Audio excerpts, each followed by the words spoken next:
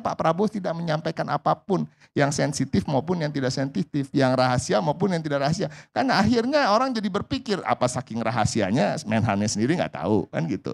Tapi kan nggak mungkin. Nah, masalahnya apa Menhannya tidak mau tahu. Karena selama 4 tahun ini yang ada di pikirannya bagaimana aku maju lagi sebagai calon presiden, ya kan, sehingga biarlah Menhan diurus sama anak buah gua kan gitu. Nah, yang kita takuti itu kan fokus-fokus Pak Prabowo ini bertahun-tahun berperiode-periode itu maju sebagai calon presiden, ya kan, bisa dikatakan he is very power hungry, haus kekuasaan. Akhirnya yang dipikirkan hanya bagaimana dia jadi calon presiden dan dia sudah berhenti belajar di tahun 90-an mengenai pertahanan. Artinya dengan segitu banyak pengalaman itu kan bisa saja pengalaman dan berbuah prestasi selama dia menduduki suatu jabatan misalnya. Tapi kan kalau kita lihat pengalaman yang 4 tahun ini, kita lihat hanya berbuah pengalaman aja, berbuah cerita aja pernah jadi Menhan, tapi nggak ada prestasinya.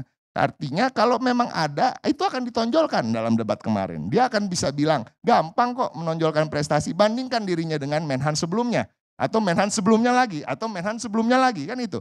Caranya kan tinggal itu aja. Masalahnya kita tahu bahwa seorang Prabowo yang begitu besar cita-citanya tentang pertahanan Indonesia dan andil kita di kancah internasional, itu selama dia memimpin selama 4 tahun, apa delivery pesawat atau alutsista yang dia beli dari luar negeri?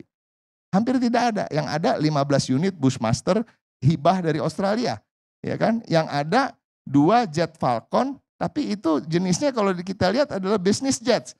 Business jets itu apa? Pengangkut VIP yang gunanya hanya untuk mengangkut VIP-nya TNI gitu. Nah, kalaupun ditanya soal itu kan dia bisa jelaskan, oh yang lain belum datang, sekian-sekian saya udah pesan. Nah, itu tapi kan dia tidak sampaikan gitu.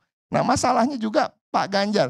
Pak Ganjar itu tidak menyampaikan hal apa-apa yang menyerang. Dia hanya bilang, ini ada data ini loh.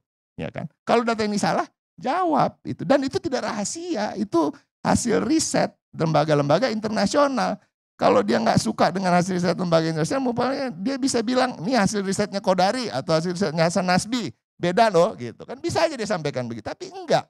Tapi dia memilih bahwa ini semua rahasia. Nggak ada yang rahasia. Yang nggak rahasia pun tidak dia sampaikan. Ini yang kita kecewa dan tentunya bukan kita mau juga nyinyir atau merasa menang-menangan. Ada juga kekecewaan saya sebagai warga negara. Saya punya Menteri Pertahanan yang sepertinya tidak tahu apa-apa tentang pertahanan negeri ini.